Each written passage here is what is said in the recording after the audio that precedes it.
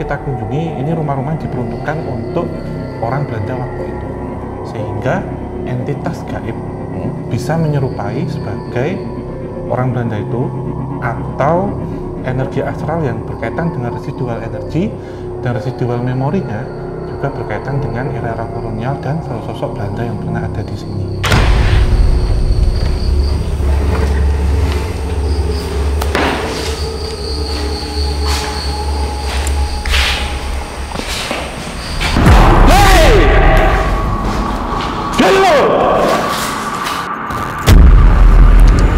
Oke, apa yang terjadi, Bu? Satu orang lagi. Mereka menceritakan ke saya.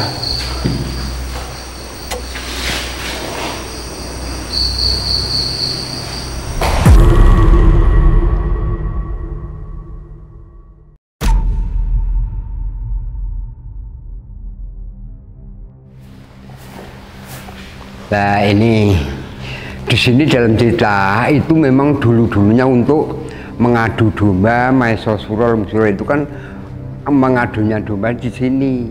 Subali megang bareng dua-duanya diadu domba gini. Nah, di sini ada batu-batu, kalau diraba-raba seperti bekas ya. Kalau diraba-raba itu kayak jari-jari kaki, kayak jari-jari apa nih, kayak tonjokan, kayak tonjokan loh. Siko dan sebagainya.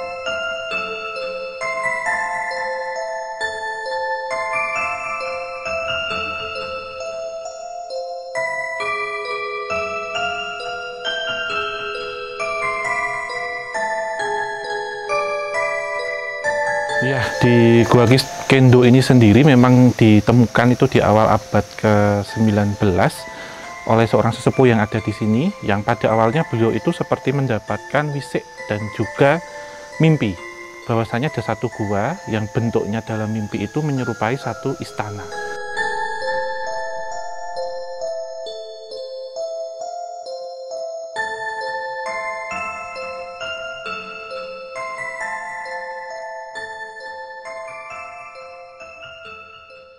Niki alam Kendo itu memang wonten leben iki sedaya alam. Sejak dulu kala simbah-simbah riyin ingkang sanalika megang paring crita, paring dongeng. Lah kawonten lebet menika sedaya alam memang tradisine budayane piyambak niku rata-rata kagem prihatos niku wonten lebet. Bilih kawonten luar niki njaba niki kan keparingan relit menunjukkan critaning Kis Kendo ngeten lah. Bilih kawonten berdua niki wonten tradisinipun wonten 9 papan. Nika kagem panjenengan bagi piyai sing ingkang ngersakaken. Setunggal-setunggalé mboten sami karepe niku benten-benten papane wonten lebet.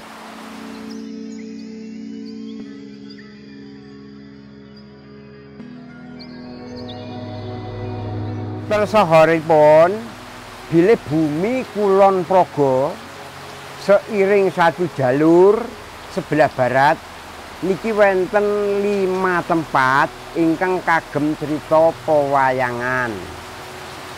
Sedaya wau sak jalur berkaitan bilih kita mau saking arah saking kidul pakeliran namine Gunung Kelir. Pak Dalang Mayang pasti ngagem Kelir. Nah menika sebabipun Gunung Kelir. Terus sakleripun wonten Blincong menika mujudaken sanalika rumiyin Pak Dalang Mayang dereng wonten lampu ingkang maneka warni, wontenipun blincong. Lah niku wujudipun batu. Aneh ning nggih nyata. Setelah sing mriki wonten guwa saklebeting bumi nami Kiskendha. Lah, nami Kiskendha niki menurut crita lan dongenge Piyai Sepuh, guwa niku mapane ten bumi Kulon Progo namung caket batas. Mila sebabipun Kiskendha, janipun asal mulane asal crita awal niku Kikis Kedu. Nah, antawisipun Kedu Purworejo Jawa Tengah kalian Kulon Progo DIY. Mila Kikis Kedu lan niku wonten guwa nami Kiskendha. Terus sak lering Pasar Kenteng niki wonten tunggaling tebing ingkang panjang. Sebab sebuting piyaying mriku sejak dulu kala sebutipun Sri Kahyangan. Niku menurut cerita wayang ingkang lenggah wonten niku Semar kalih anake. Terus 3 kilo lagi arah ke utara niku menuju ten Suralaya. Suralaya niku mapanipun perbatasan Magelang kalih Purworejo, sedaya wau isih bumi Kulon Progo. Lah niku tumraping simbah-simbah riyin crita wayang niku bumi Kulon Progo enten 5 lan niki lajeng pun gabung-gabungkan nika sebat sebutung cerita wau ketuk sepriki tulur matulur sampai anak cucu. Bila kawonten lebet niki wonten 9 tempat niku wau yen pun bayangaken kados dene kita sami.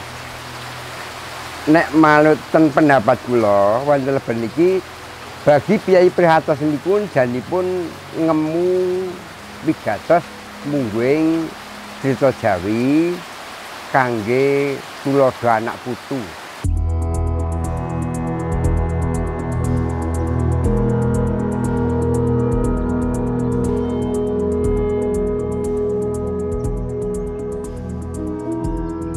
Dan ketika masuk ke dalam, memang tempat ini menjadi tujuan untuk petilasan dan juga untuk tempat semedi ataupun bertapa.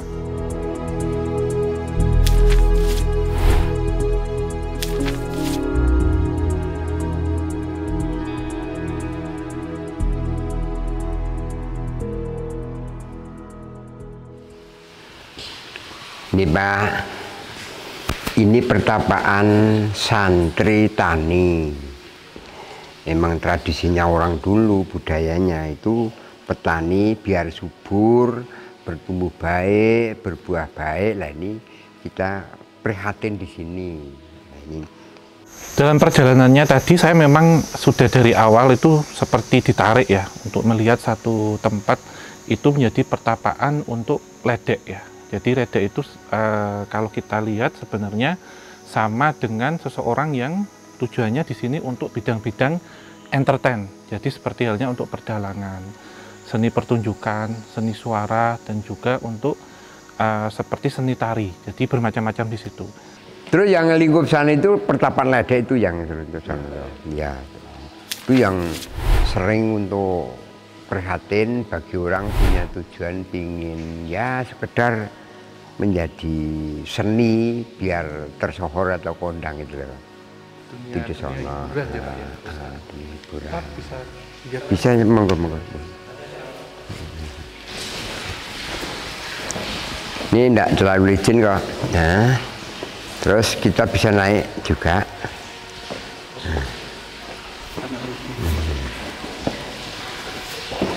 Nah, itu Pak, itu sewaktu ngalir airnya bening, tapi biarpun kemarau kalau mau ngalir, tapi kalau enggak ini waktu kemarau enggak, ini enggak ngalir. Itulah air itu di lubang batu kalau sudah kering itu diginikan kayak air bodi gitu. Oh. Gitu, ya, seperti itu. Nah, itu. bagi orang mohon di sini, setelah duduk sini, ya istilahnya kita ya mohon itu ngambil dikit. Nanti kalau mau pentas, lah ini dipegang atau gini kan, biar tersorot baik gitu gimana. Boleh mencoba, Pak? Boleh monggo itu. Itu bisa di situ. Ini Pak? Ya, itu di lubang batu. Enggak apa-apa.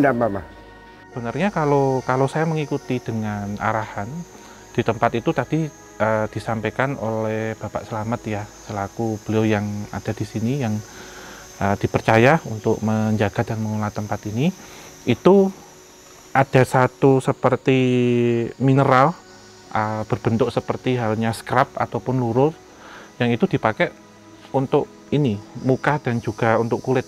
Jadi ada satu fungsi bahwasanya memang kalau dijelaskan secara ilmiah, karena kandungan dari lulur ataupun scrap ini memang banyak mineral dan itu sangat bisa membantu untuk peels ataupun untuk pelepasan ataupun pengangkatan sel kulit mati.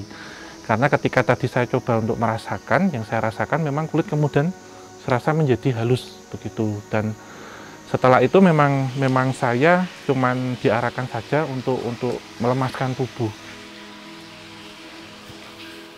Jadi seketika kemudian mengambil untuk posisi meditasi, lantas ini sebenarnya seperti halnya mediumisasi ya, tetapi lebih ke arah parsial.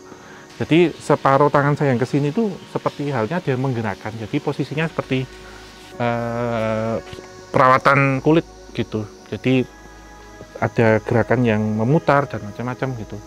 Setelah itu mencoba untuk menenangkan diri seperti relaksasi dan diarahkan ke satu tetesan air yang muncul dari stalaktit, dan waktu itu juga seperti air mineral. Saya coba untuk membersihkan ketika scrap yang ada di wajah saya sudah mulai mengering, dan ketika dibersihkan memang ada satu rasa segar yang halnya seperti energi healing ya. Jadi bisa terasa baik secara fisik dan juga terasa secara non fisik. Namun di balik itu ada satu cerita yang sangat terkenal yang mengambil dari epos salah satu cerita di pewayangan tentang Subali dan Sugriwa melawan Lembu Suro dan juga Mahesa Suro.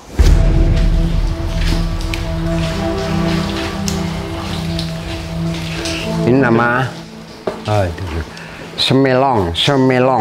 Semelong itu nama lorong yang tembus sampai luar. Yang dalam cerita dulu untuk jebol Subali.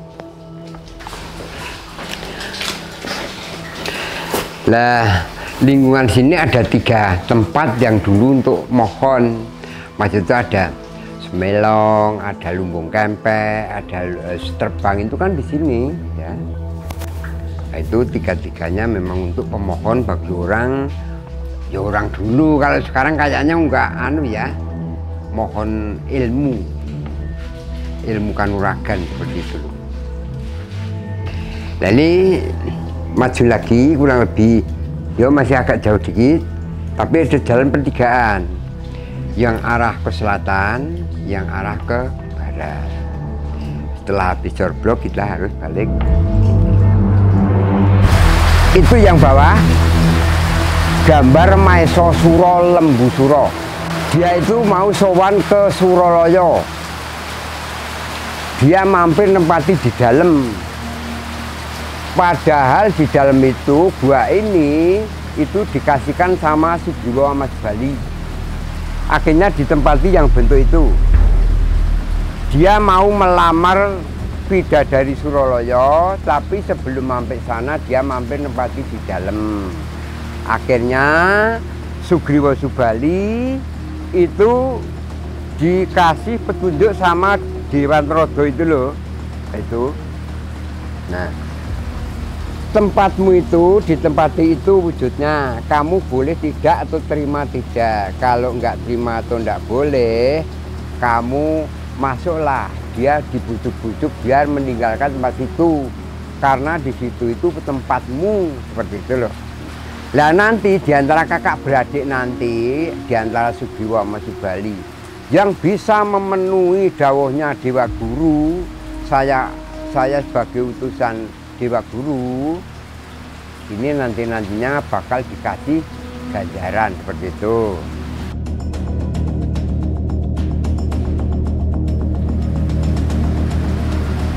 Ganjaran itu kan Dewa Guru kan di atas sono, terus sampingnya itu namanya Dewi Utara Kasih. Terus akhirnya Sugriwa masuk dulu.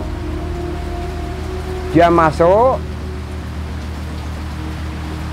ke dalam gua, dia bujuk-bujuk Mahesasura Lembusura, akhirnya dia dua-duanya berani melawan Sugriwa. Nah, setelah dimatiin satu, nah ini yang satu melangkah lagi, dia hidup. Yang satu dimatiin, nah ya satu ilahnya melangkah lagi, hidup lah. Dia rasanya itu menurut kita dia kualan. Setelah kualan, dia matur sama kakaknya. Kakang Subali aku ora bisa, tak pasrahke Kakang Subali. Lah terus itu Subali mau masuk, adiknya supaya nunggu pintu.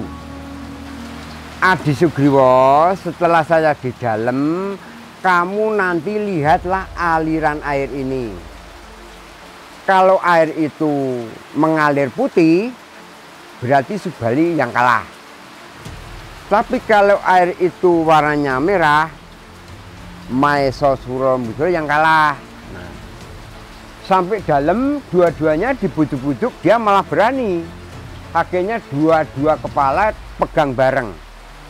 Ini Mahesasura, ini Lembusura. Dia dicoba, yes, sama sekali. Akhirnya dua kepala pecah, otak sama darah itu ngalirnya bareng. Wujudnya merah putih. Nah, setelah Sugriwa itu di pintu melihat aliran air merah putih, pintu gua ditutupin.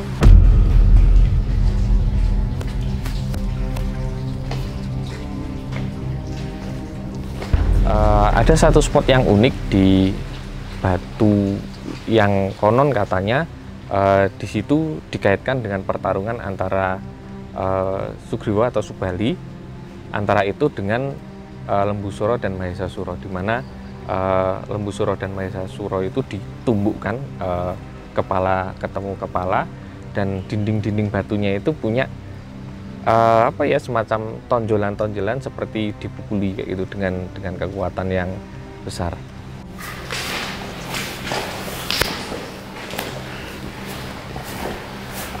Nah ini di sini dalam cerita itu memang dulu-dulunya untuk mengadu domba Mahesasura Lembusura itu kan mengadunya domba di sini.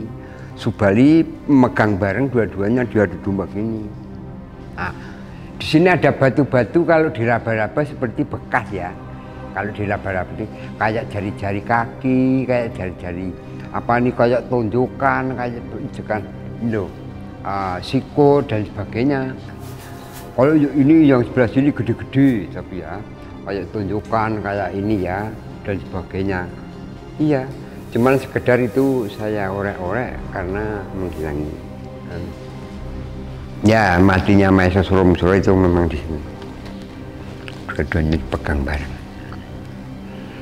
Nah ini ke depan dikit itu ada ruangan yang lebar yang persebutan lumbung nanti. Tapi perjalanan agak pendek, hati-hati ya.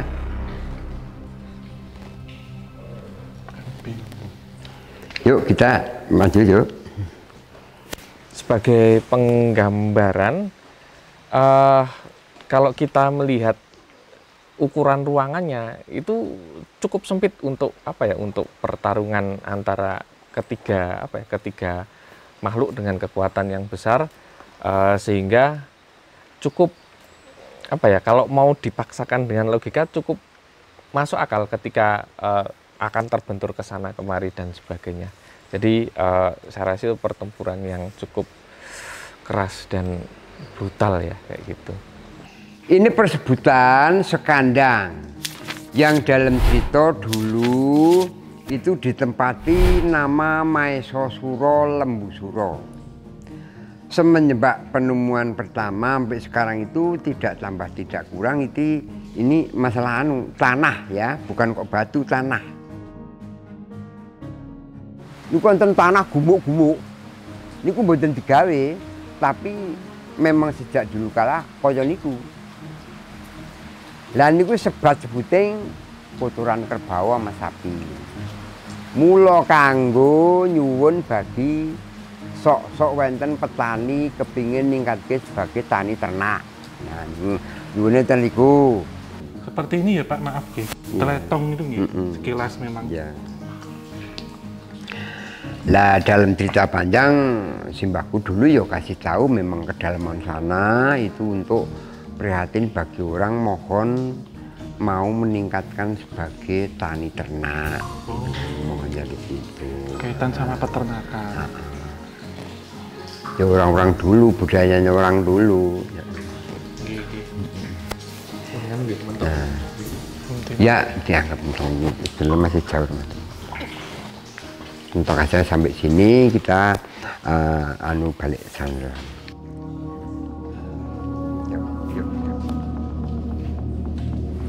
Setelah ditutup, padahal Subali di dalam masih hidup loh, masih hidup.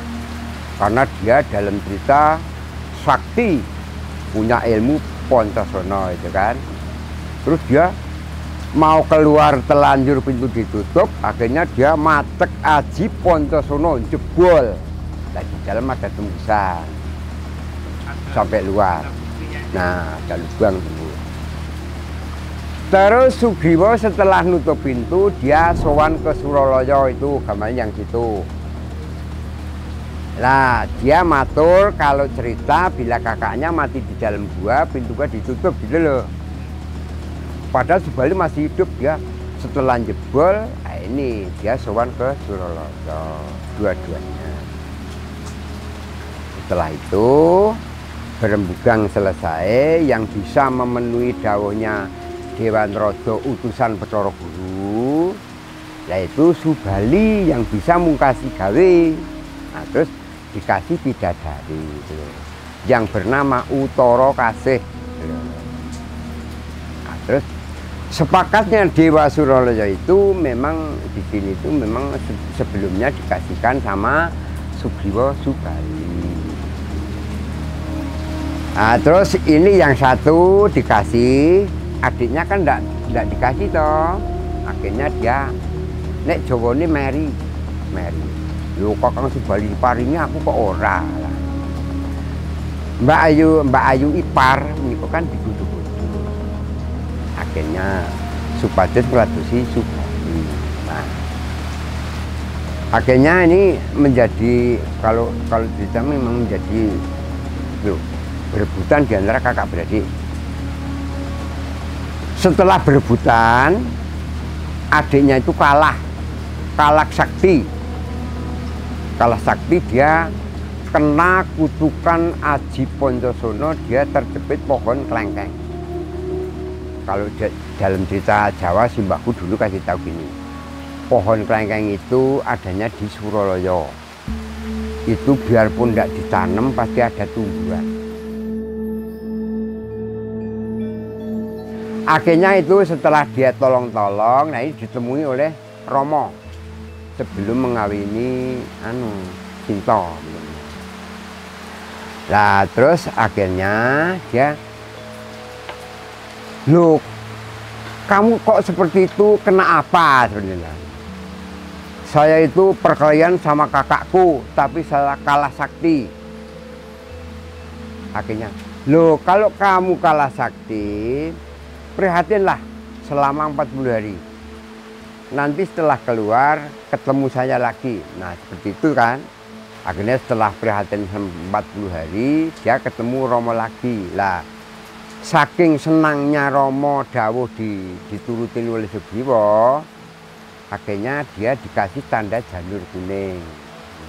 Dikasih tanda janur kuning.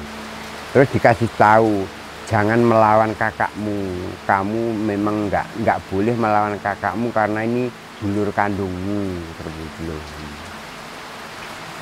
Akhir-akhir itu gambar ujung ada Subali kena panah.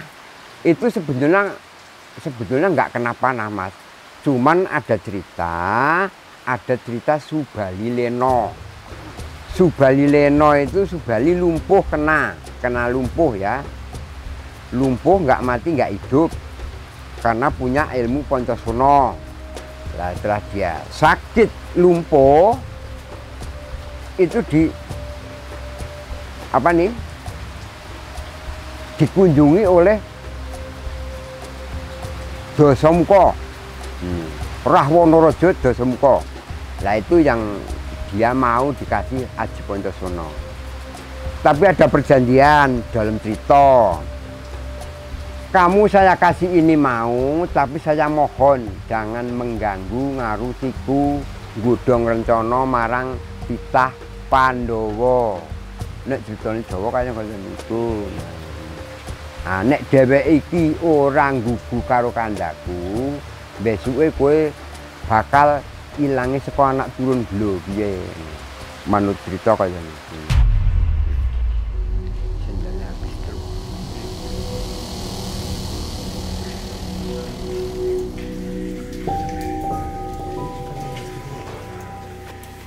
Ketika tadi dari petilasan ledek ya, itu kemudian kita sebenarnya menyusuri untuk beberapa ceruk-ceruk ataupun petilasan-petilasan yang ada di dalam Gua Kiskendhu.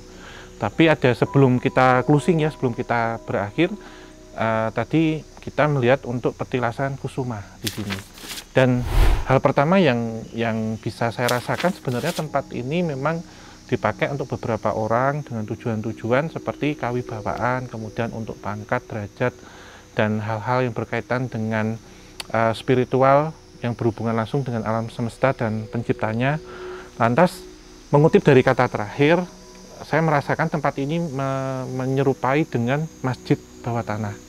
Jadi sarana ibadah yang ada di dalam perut bumi gitu. Pak Slamet, ini kita sudah tibanya di yang Kusumo ya Pak? Ya, Pertapaan Kusuma.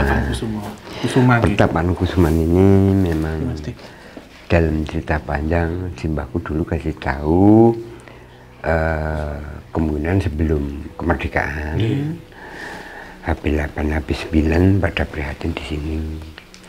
Dan terus keberadaan ini kalau diraba dari sebelah pertigaan pertama itu perjalanan kanan. Nah, ini bedanya di sana dan yang sana atau yang sini itu bedanya.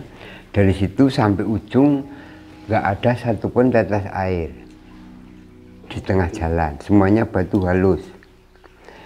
Nah terus semenjak dulu itu ya simbah dulu kasih tahu, tapi zaman kapan nggak ngerti. Bagi kita berdoa, kita percaya kepada salah satu orang sebagai imam seumpama ya. Nah ini depan, ini bekasnya Mas. Nih, bekas duduk ini, bekas ini. Nah, ini makmu ini. Ini sampai sana. Seperti ini ya Pak?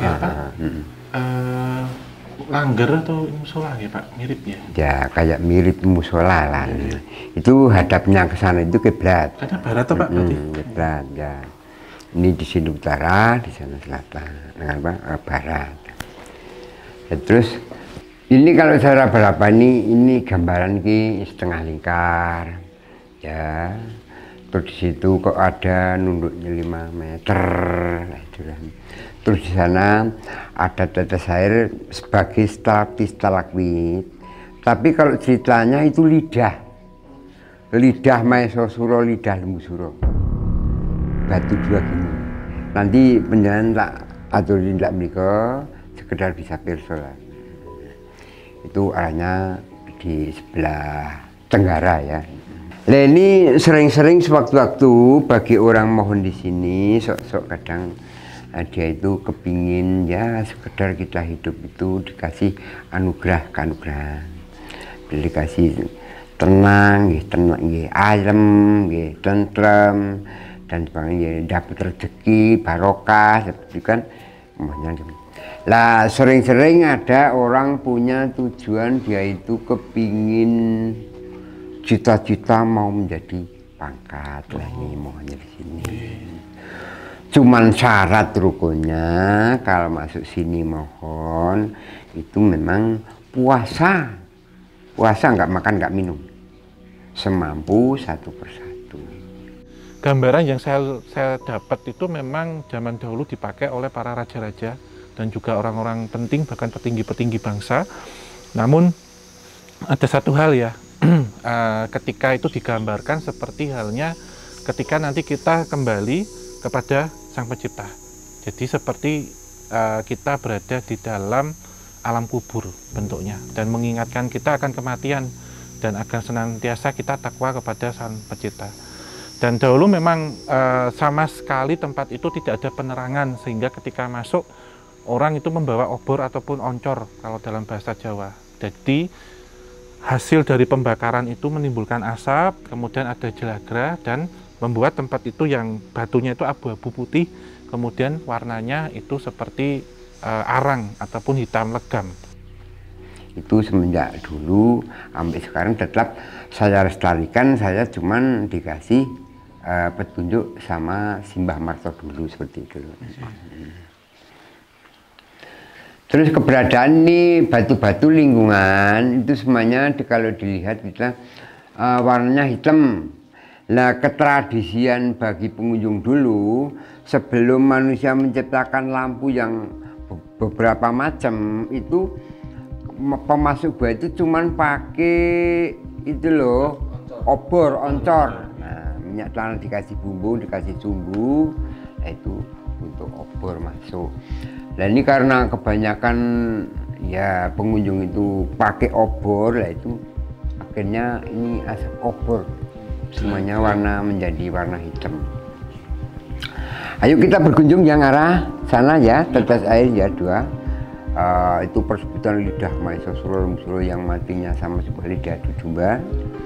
Terus ada di situ.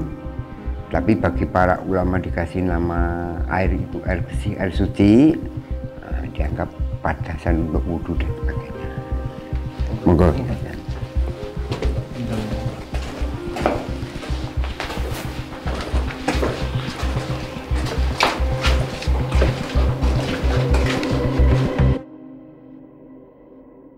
Lantas ketika dari tempat peribadatan ataupun dari masjid bawah tanah, tidak jauh dari situ ada tempat untuk pensucian ataupun untuk ambil air wudhu. Dan memang benar ketika ke situ ada satu seperti stalaktit yang ada tetesan air yang sangat jernih, dan itu dipakai dahulunya ketika orang akan melakukan ibadah sholat, mengambil air wudhunya di tempat ini.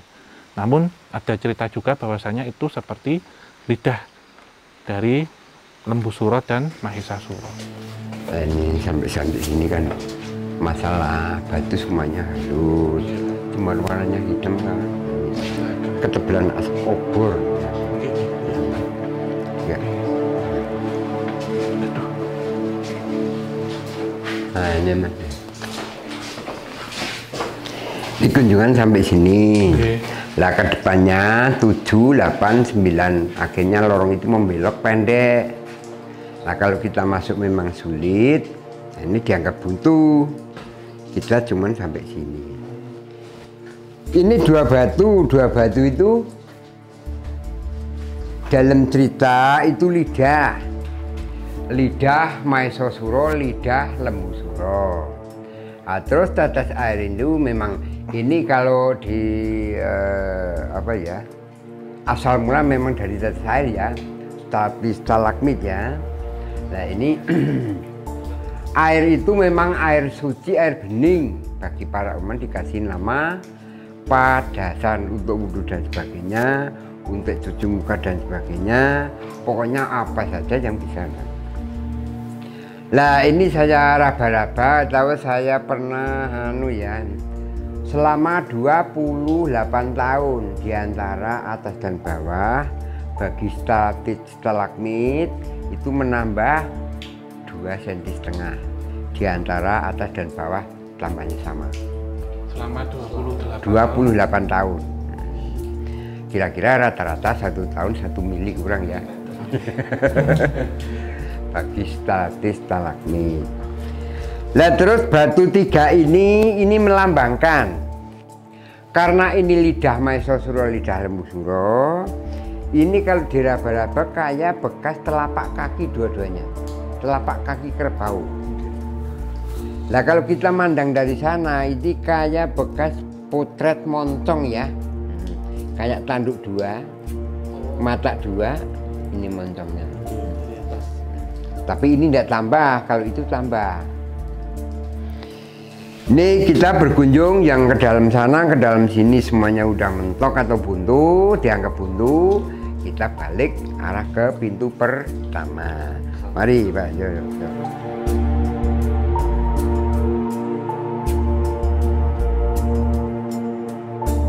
Di gua tadi memang medannya cukup curam ya. Guanya sendiri bukan berupa lubang saja atau ruangan, tapi ada sistem-sistemnya. Dan setiap sistem itu dia menghubungkan ruangan satu ke ruangan lainnya. Nah, akses yang menghubungkan di tiap ruang itu bukan akses yang mudah, karena jalannya sempit, kemudian kita harus sampai merayap, kemudian ada yang memanjat, dan ketika belum dibangun pegangan, nah itu pasti sangat licin. Kita bayangkan orang-orang zaman dulu belum ada semen, kemudian belum ada pegangan, hanya berbekal obor ya, oncor seperti itu, pasti butuh kehati-hatian yang ekstra.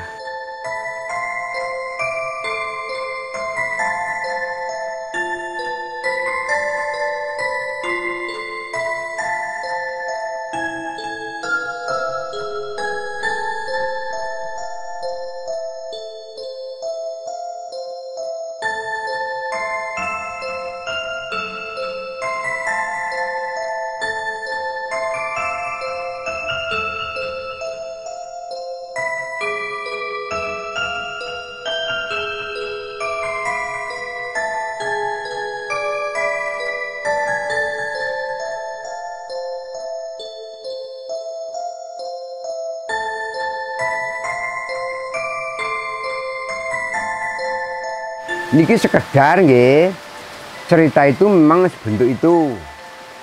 Dalam cerita Pak Simbah dulu kasih tahu gini. Bila kedalaman itu sebelum dibenahi memang semuanya asli. Asli, nggak ada sedikit pun tambahan atau bangunan oleh manusia, nggak ada. Sewaktu ditemukan. Terus awal mulane ketemu penduduk mriki niku ngingu ayam. Ayam siang hari digawa musang utawa omo ayam. Nah, digawa ning ngisor wit loro. Wit loro niku sakderenge ketemu. Penemuan pertama niku namanya Gondoryo memang ya. Ha niku bolong cilik nggih mlebu musang. Musang kalih nggawa ayam. Nah, terus ajak kanca. Ajak kanca tetangga niki aku dhewe wangono iki aku gedhe banget karo sing nggawa ayam kuwi lah. Niki dalam cerita lubang tadi di dongkel. Akhirnya ambrol. Setelah runtuh, dia terus masuk setelah muat masuk selama 40 hari. Lah setelah 40 hari dia keluar, ini anak cucu dikumpulkan. Dikasih tahu ini ceritanya panjang. Lah terus ini cerita itu kan wujudnya relief mati. Nek Jawane saking paduman utawi saking nggih penggalipun para piagung niki digawe Sendratari Sugriwa Subali. Lah cerita Sendratari wau ya memang ceritanya awalnya saking niki. Niku tekan seperti. Kalau yang paling kuat rasanya kalau buat saya sendiri di aliran-aliran airnya. Saya tertarik banget ketika ada air menetes di dalam gua. Jadi menurut saya gua itu masih hidup ya, masih akan tumbuh stalaktit maupun stalagmitnya, sehingga nanti akan timbul stalaktit dan stalagmit yang baru. Nah, tetesan-tetesan air itu yang tadi di dalam saya coba rasakan beberapa, seger banget, dan itu bagi saya bisa buat recharge.